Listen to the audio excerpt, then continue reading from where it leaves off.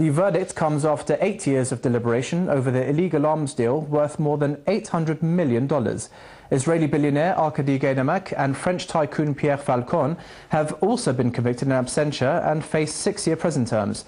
They have been found guilty of selling weapons to Angola during the 1990s civil war despite a UN arms embargo. Well, joining me in the studio for more on this is African Affairs analyst Aya Johnson. Mr. Johnson, now that these convictions have taken place, do you think there'll be any type of legal reaction in Angola?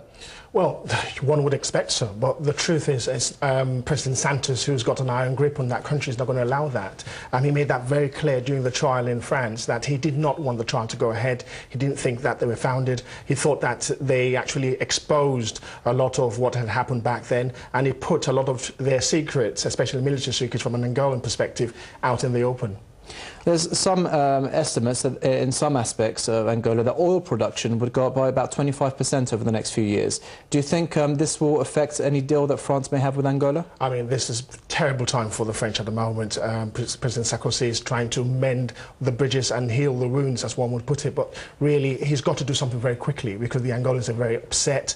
Clearly, a lot of contracts are being negotiated as we speak. You've got the Brazilians who are there with lucrative deals already. You've got the Chinese who already got a massive foothold across the African continent, including that particular country. It wouldn't surprise me if the French were to lose out on some of these deals, really.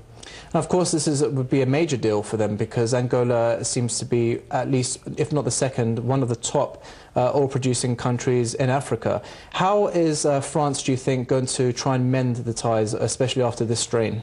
Well, it's going to be slightly difficult because Angola is going to look at it and think, well, do I need that sort of hassle with the French? Clearly, this is an arms deal that's gone sour. But then there are others who are offering lucrative opportunities to them. You know, you got the Russians, you got the Chinese, you got now Brazil coming into the fore. I think they've got to do more than just handshaking and wine tasting, if one would put it that way. I think some serious negotiations will have to be done by the French. Recently, only last week, a French company called Total found extensive amount of oil, offshore oil in Angola. So clearly there's that interest. And of course, if you think about all the extended minerals that Angola's got, the French have got an interest, and they've got to ensure that they keep the Angolans happy.